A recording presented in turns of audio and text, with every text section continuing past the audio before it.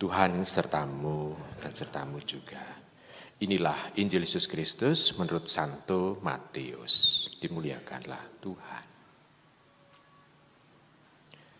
Dalam khotbah di bukit, Yesus berkata kepada murid-muridnya, "Dalam doamu, janganlah kamu bertele-tele seperti kebiasaan orang yang tidak mengenal Allah.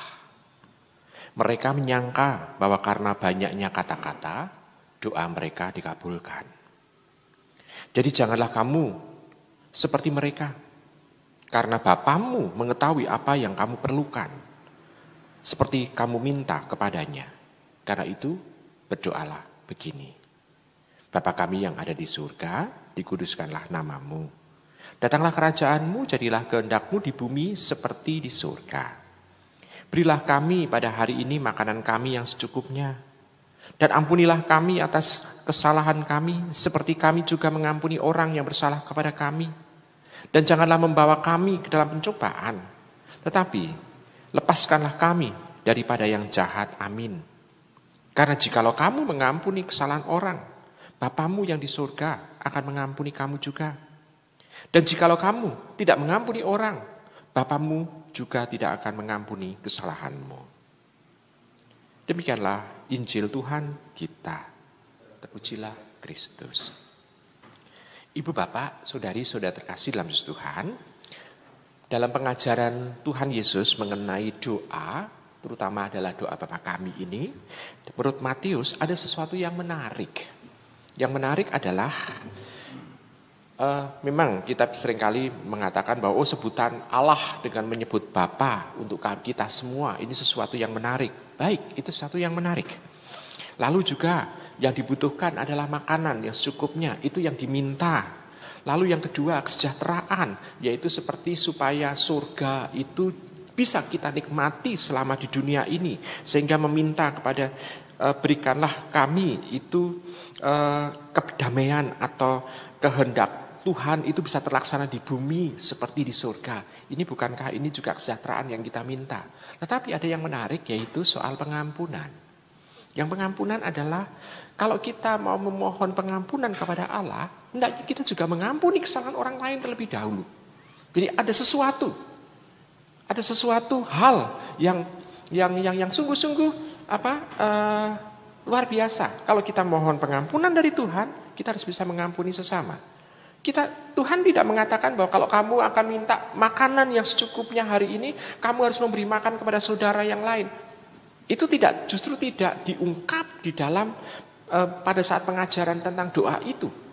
Tetapi khusus untuk pengampunan ini diungkap oleh Tuhan. Ada apa sebenarnya? Nah, ibu bapak, saudara-saudara terkasih dalam Yesus Tuhan. Kalau orang itu tidak mampu mengampuni, sebetulnya dalam pikiran orang itu tidak bisa untuk merasakan Allah itu dekat dengan diri kita. Kalau kita itu sudah bisa mengampuni orang lain, berarti tanda bahwa di situ hati kita itu sudah terbuka. Pikiran kita juga sudah terbuka. Nah, kalau pikiran dan hati kita terbuka, kita bisa merasakan kehadiran Tuhan. Tuhan itu pasti mengampuni kepada kita sebetulnya. Hanya masalahnya apakah hati kita itu terbuka akan pengampunan itu atau tidak. Apakah pikiran kita itu terbuka akan pengampunan dari Tuhan atau tidak? Karena sebutan untuk Tuhan itu kan Maha Pengampun. Jadi kesalahan dosa besar apapun itu juga akan diampuni oleh Tuhan. Nah, hanya masalahnya apakah pikiran dan hati kita itu terbuka akan pengampunan Tuhan. Kalau tidak terbuka, walaupun Tuhan mengampuni, tapi kalau pikiran dan hati kita itu tidak terbuka akan kehadiran Tuhan, kita tidak bisa menerima anugerah pengampunan itu. Nah, saudara-saudari yang terkasih dalam Yesus Tuhan, maka supaya kita bisa merasakan dan mengalami Allah yang Maha Pengampun itu hadir untuk memberikan kasih-Nya kepada kita, maka kita harus mengampuni orang lain terlebih dulu. Dengan mengampuni orang lain terlebih dulu, sebetulnya kita membersihkan isi hati dan pikiran kita dari aspek-aspek kejahatan, aspek-aspek balas dendam, aspek-aspek mau membalas, aspek-aspek kekerasan, aspek-aspek mau mematikan orang lain. Dan itu harus dibersihkan. Dan kalau sudah bersih, baru kita akan bisa merasakan dan mengalami.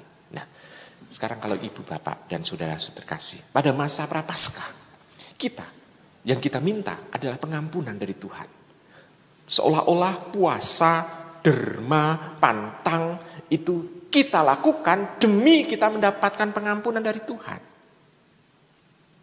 Nah, selama puasa, pantang, dan juga derma itu tidak dilengkapi dengan kita mengampuni orang lain, kita juga tidak akan bisa merasakan dan mengalami pengampunan itu.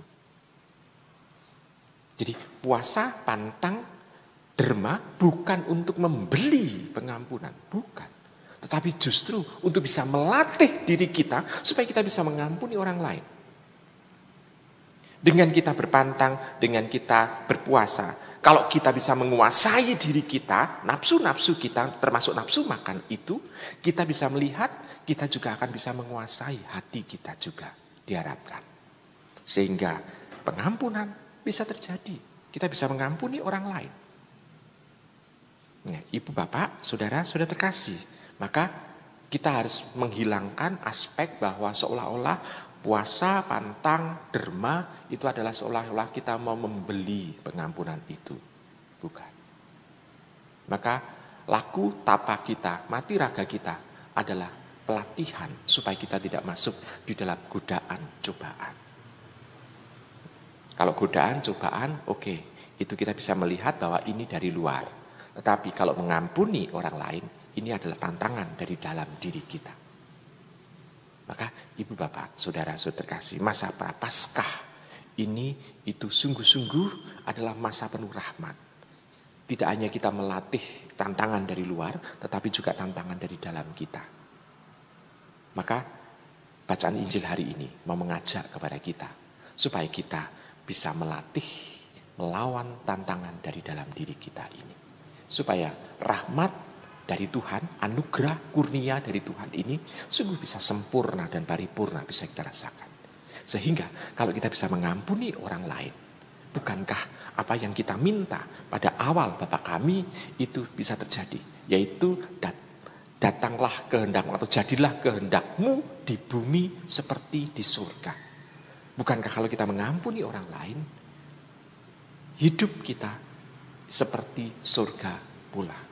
Dan Tuhan, kalau kita bisa mengampuni orang lain, kita pun juga akan bisa bertahan kendati kita bisa merasakan dan mengalami godaan di dunia ini. Pasti Tuhan akan juga menyelamatkan kita, menyingkirkan kita dari kesalahan atau dari yang jahat pula. Karena Tuhan mendampingi kita. Maka mari ibu, bapak, dan saudara terkasih, kita berjuang untuk bisa mengampuni orang lain. Kendati sulit, tetapi ada cara untuk mengampuni orang lain. Selamat merenungkan.